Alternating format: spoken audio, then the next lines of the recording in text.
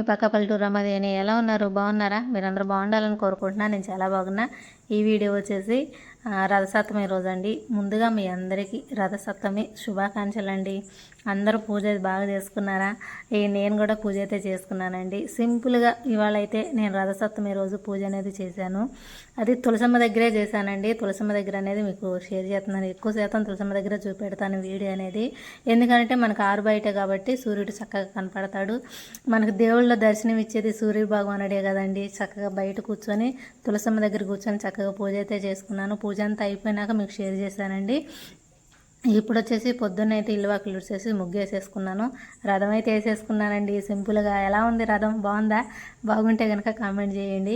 ఇక వచ్చేసి తులసివాడ దగ్గర కూడా చక్కగా ముగ్గు అయితే వేసేసుకున్నాను. తులసమ్మకి బంతిపూలతో అలంకరణ చేశానండి. ఇవాళ చాలా బాగా అనిపించింది. తులసమ్మ కూడా చాలా ముద్దుగా అనిపించింది. నాది ఇష్టే తగిలిద్దేమోనమ్మా తులసమ్మ అని కూడా అన్నాను. ఇక అదండి. అయితే తులసమ్మ ముందు కూడా సూర్యభగవానుడు ముగ్గు అయితే వేసుకున్నాను. సూర్యుడి కిరణాలు అంటే మనకి తులసమ్మ మీద చక్కగా సూర్యుడి కిరణాలని బాగా పడతాయండి. మీకు ఆల్రెడీ నేను వీడియోలో కూడా నేను అంతకుముందు చూపించాను. మాకు పూజ గదిలో కూడా చక్కగా సూర్యుడి కిరణాలు వస్తాయండి అని చెప్పి. పూజ గదిలో కూర్చొని కూడా చక్కగా సూర్యభగవాన్ని చూసుకుంటూ పూజ చేసుకోవచ్చు. కాకపోతే బయట చేసుకున్నంత ఇదిగా అయితే ఉండదు కదా. బయట చేసుకున్నంత ఇదిగా అయితే ఉండదు. బయట అయితే చక్కగా సూర్యుడు చక్కగా కనపడతాడు. సూర్యుడి కిరణాలు మన మీద పడతాయి అని చెప్పి నేను బయటే కూర్చొని పూజ అయితే చేశాను. నేనైతే 8ంటికి చేసుకున్నానండి పూజ. ఎందుకనంటే సూర్యుడు అప్పుడే బాగా పైకి బాగా వస్తాడని చెప్పి 8ంటప్పుడు పూజ చేసుకున్నాను. అదండి. నేనైతే పూజ అంతా అయిపోయేసరికి నాకు 9, 9:30 అలా అయిపోయింది. లేట్ అయిందండి. ఎందుకనంటే అన్నీ సర్దుకోవాలి, అన్నీ చేసుకోవాలి కాబట్టి ఇక కూర్చొని ప్రశాంతంగా నిదానంగా అయితే పూజ అయితే చేసుకున్నాను. చాలా ప్రశాంతంగా అనిపించిందండి. రథసప్తమి రోజు పూజ అనేది నేనైతే సింపుల్గా ఇలా చేసేసుకున్నాను. తులసమ్మను అయితే చక్కగా అలంకరణ చేసుకున్నానండి. నాకు తులసమ్మ దగ్గరే లేట్ అయిందనమాట. తులసమ్మను అందంగా అలంకరణ చేసుకోవడమే లేట్ అయింది. దేవుళ్ళనైనా తులసమ్మనైనా పూలు ఉంటే మటుకు ఇలా అలంకరణ చేసుకుంటూ ఉంటాను. దేవుళ్ళ దగ్గర కూడా అంతే లేట్ అయిద్దండి. పూలు అవి పెట్టుకొని చక్కగా నాకు నచ్చినట్టుగా పూలు పెట్టుకొని చక్కగా ఉంది అంటేనే నేను అప్పుడు పూజని స్టార్ట్ చేస్తాను. నాకు నచ్చితేనే. ఇక అదండి. నచ్చినట్టుగా నేను అలంకరణ చేసుకుంటాను అన్నమాట.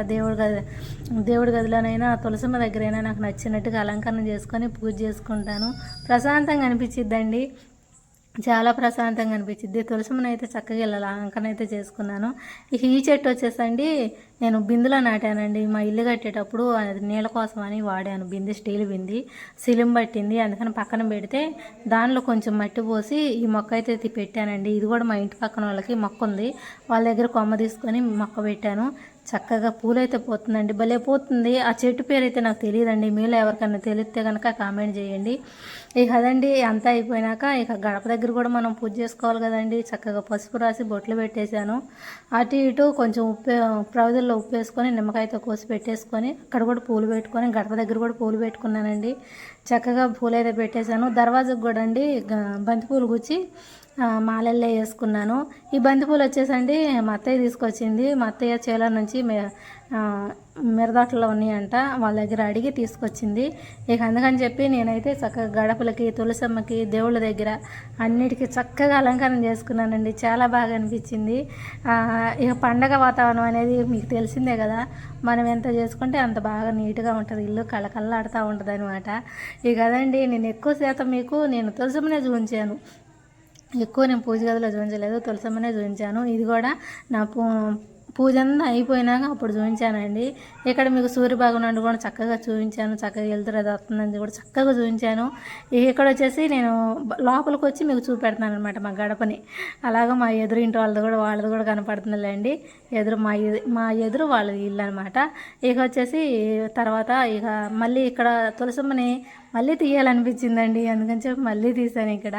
నిజంగా అండి. ఒక్కొక్క వీడియో నేను తీసుకొని మీతో షేర్ చేస్తూ ఉంటాను కదా. నాకు ఇది యూట్యూబ్ అనేది ఒక గుర్తింపుగా ఉండిద్ది అని నాకు అనిపించిద్ది. ఒక్కొక్క వీడియో అనేది చూసుకుంటూ ఉంటే ఒకప్పుడు ఎలా ఉన్నాయి, ఇప్పుడు ఎలా ఉన్నాయి అని చెప్పి చూసుకుంటూ ఉంటాను. చాలా హ్యాపీ అనిపించిద్దండి. నిజంగా యూట్యూబ్ ఒక మెమరీనే ఇచ్చిందని నేను అనుకుంటానండి. ఇక వచ్చేసి ఇక్కడ ఈశాన్యమ్మలు కూడా అండి. ఇంకంతే.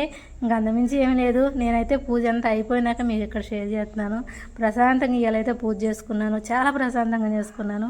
మీరందరూ కూడా పూజ చేసుకున్నారా? మీరు కూడా ప్రశాంతంగా పూజ చేసుకొని చక్కగా దేవుడి దర్శనం అయితే అయితే ఆ సూర్యుడు భగవాన్ ఆశీస్సులు అయితే తీసుకున్నారని అనుకుంటున్నాను. ఇక అదండి, ఇక అంతా అయిపోయినాక లోపలికి వచ్చాను. లోపలికి వచ్చి కూడా ఇక చూడండి ఇలా అలంకరణ చేసుకొని చక్కగా పూజ అయితే చేసేసుకున్నాను.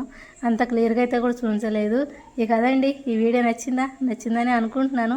నచ్చితే కనుక లైక్ చేయండి. కొత్తగా నా ఛానల్ చూస్తే సబ్స్క్రైబ్ చేసుకోండి. నెక్స్ట్ వీడియోలో మేము ముందుంటా. మీ సపోర్ట్ ఎప్పటికీ నాకు ఇలానే ఉండాలి. మీరు సపోర్ట్ చేస్తా ఉంటే ఇంకా వీడియో